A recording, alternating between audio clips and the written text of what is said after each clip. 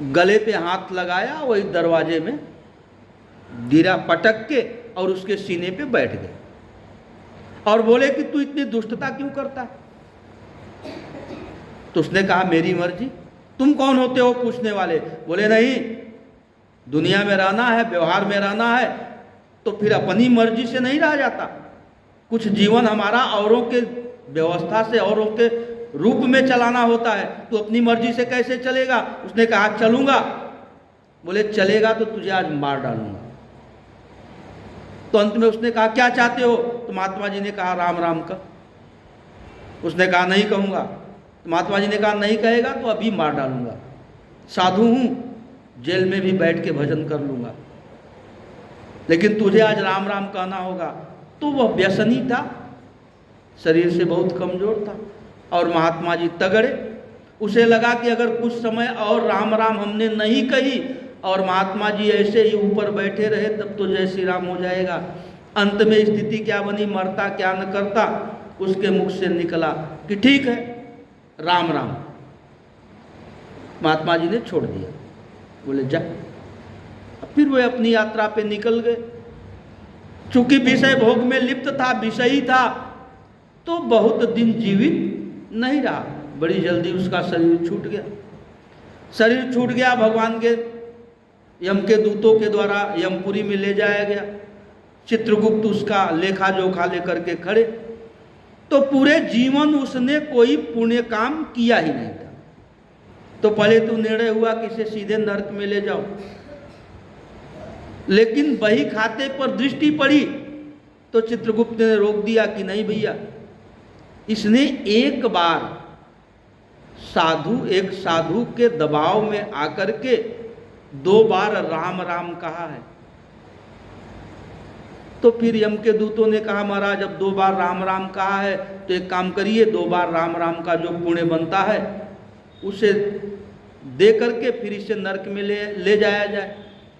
अब चित्रगुप्त की बुद्धि काम नहीं कर रही है कि अब ये 2 बार राम राम, भले ही साधु के दबाव में ही सही, कहते हैं ना भाव कुभाव अनख आलस हूँ, चाहे जिस रूप में यह नाम लिया गया हो, तो साधु के दबाव में ही सही, जब जान पर बनी तो ही सही, जो राम राम बोला था। अब स्थिति विकट हो गई चित्रगुप्त के समझ के परे कि ये 2 बार राम राम का क्या पुण्य बनेगा, उनकी समझ में नहीं आया। तो गए धर्मराज के पास। धर्मराज ने कहा क्या बात है?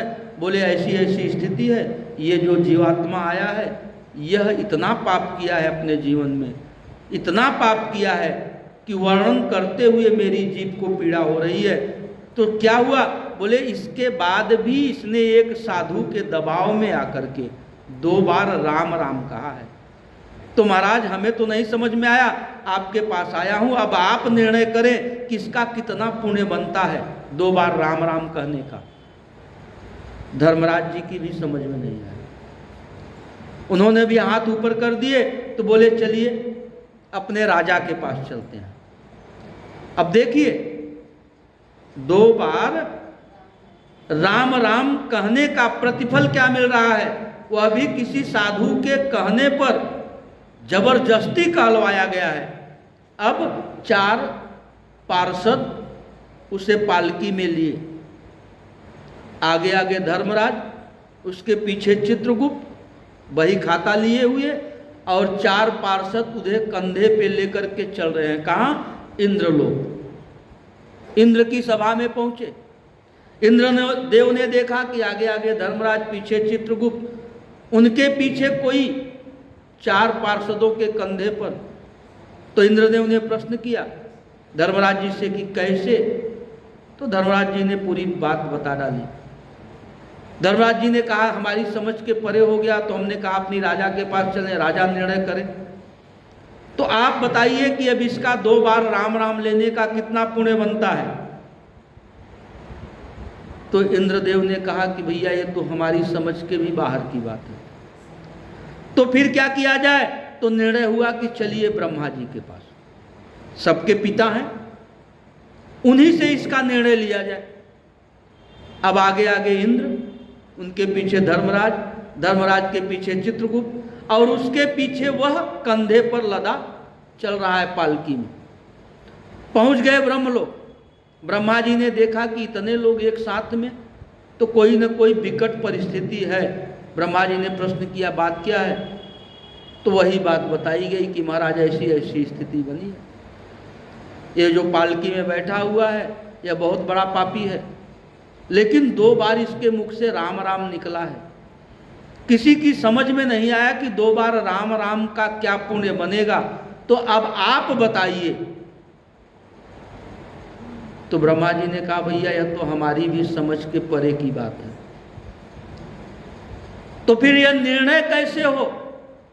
तो ब्रह्मा जी ने कहा, इसका निर्णय महादेव कर सकते हैं। वह कैसे? बोले, इस नाम की महत्ता को जानते हैं और इस नाम को सदा वे जपते रहते हैं। सतत सदा जपहि रघुनायक नामा, और वही हनुमान जी के रूप में है। तो कहा जाता है कि राम रसायन तुम्हारे पासा, तो वे जरूर बता सकते हैं। अब ब्रह्मा जी भी उस यात्रा में सम्मिलित हो गए। आगे आगे ब्रह्मा जी, पीछे पीछे इंद्रदेव, उनके पीछे धर्मराज, धर्मराज के पीछे चित्रगुप्त, और फिर वह पालकी पर कैलाश। देवादिदेव महादेव ने देखा कि बड़ी लंबी यात्रा, साथ में ब्रह्मा जी भी हैं। उठ करके ब्रह्मदेव का स्वागत किए और प्रश्न कर दिए कि कैसे? तो उनके सामने भी यही बात रखी गई कि महाराज इसने 2 बार जीवन में राम राम कहा है, उसके अलावे जो भी किया है ना, उसके लिए शब्द नहीं है कि कितना बड़ा पापी यह है। तो अब आप बताइए कि 2 बार जो राम राम इसने कहा है उसका कितना पुण्य बनता है? इसे दे दिया जाए, बाकी इसके खाते में जो है इसे भोगने के लिए छोड़ दिया जाए। तो भूत भावन भोलानाथ को भी कहना पड़ा कि भैया हम भी नहीं बता पाएंगे। अब बड़ी विकट स्थिति बन गई कि निर्णय हो कैसे। तो महादेव ने ही कहा कि चलो ये नाम जिनका है उन्हीं के पास चला जाए। अब उस यात्रा में महादेव भी सम्मिलित हो गए। ब्रह्मदेव के साथ महादेव भी चल दिए कहाँ? भगवान के पास, क्षीर समुद्र।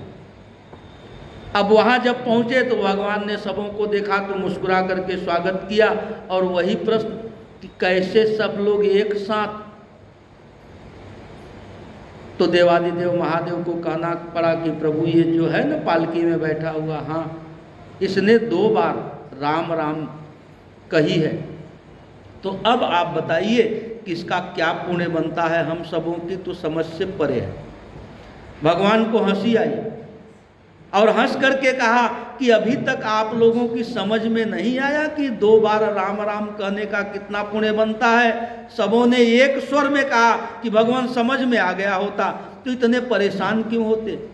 अरे बोले भैया साफ साफ दिख रहा है, वह पालकी पर बैठा हुआ है, उसके आगे आगे चित्रगुप्त, धर्मराज, इंद्रदेव, जिसे लेकर के ब्रह्मलोक जाएं, साथ में ब्रह्मा जी सम्मिलित होकर के कैलाश जावें, और कैलाश से स्वयं देवादिदेव महादेव उस यात्रा में सम्मिलित होकर उसे बैकुंठ क्षीर समुद्र में लेके आवें।